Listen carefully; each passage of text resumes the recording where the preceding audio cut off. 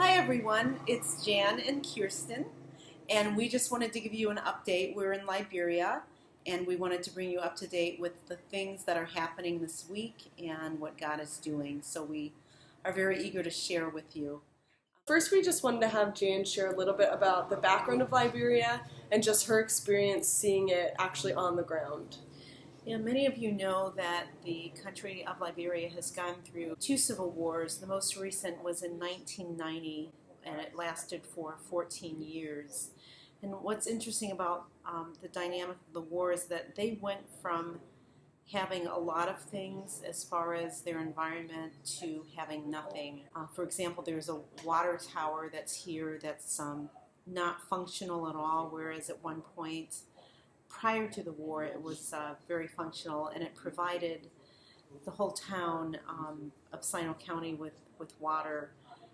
The roads are not developed at all. There is very little electricity, and this is all post-war. So there have been a lot of, obviously, changes since the war, which ended, and then right after that they also struggled with Ebola.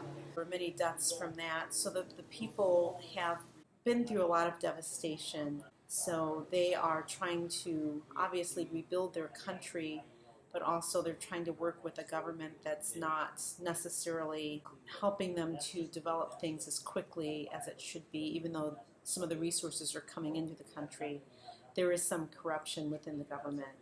So these are some of the things that the people are facing, just first of all trying to rebuild, and then secondly trying to restore the hope that was once there because of all of the war and the sickness that hit this area. So one of our goals for coming on this trip to Liberia was to have the ability to speak with the YFC leadership team here and to consider a partnership. And we have had opportunities to meet with them and to speak with them and to go into the schools with them as well. And we are beginning to see how this relationship can develop, with IAL bringing in and emphasizing the educational piece, but then YFC bringing in the spiritual piece and literally preaching the gospel to the same students that are studying through the Samuel Morris Scholarship Program. So we've seen a lot of synergy this week. We've seen a lot of exciting things happen. We're beginning to see how God can really use each of us partnering with each other to accomplish eternal returns. Kirsten, can you tell about some of the ways that you have seen eternal returns and what some of your takeaways have been?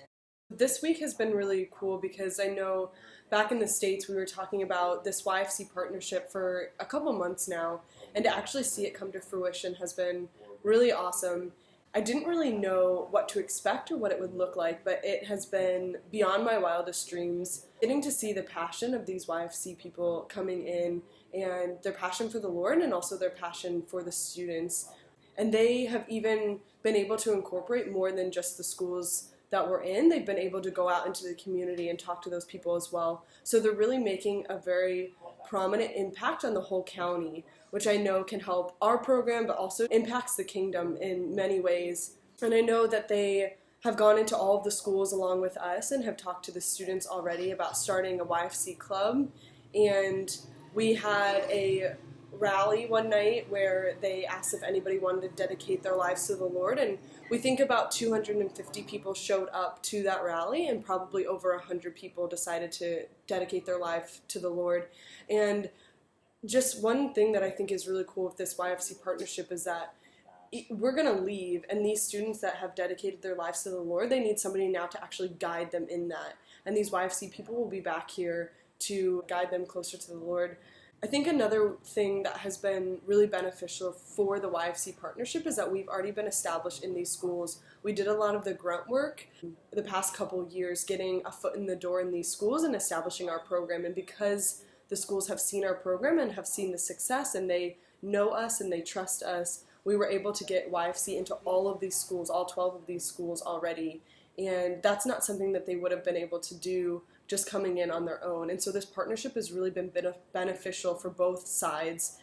And I know that we're all very excited to see where this goes, because we don't want this to just be an educational program, because we all know that education is really important, but we also know that a relationship with the Lord is the most important thing. And we really wanted to emphasize the appreciation of the country of Liberia through the people and the ways that they've expressed their thankfulness for us being here.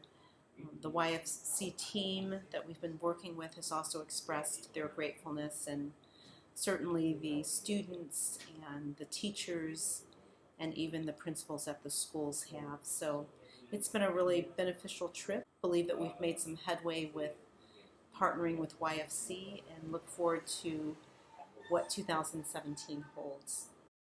We know that Gary will be presenting to you more about IEI, and we thank you for just having us for this Spotlight Lunch and for excusing us for our background noise and all of the cars and the pam-pams that go by. But we appreciate you listening, and we appreciate all of AE's support in our endeavors, and we know that we wouldn't have been able to do it without your support. So we thank you, and we will see you soon.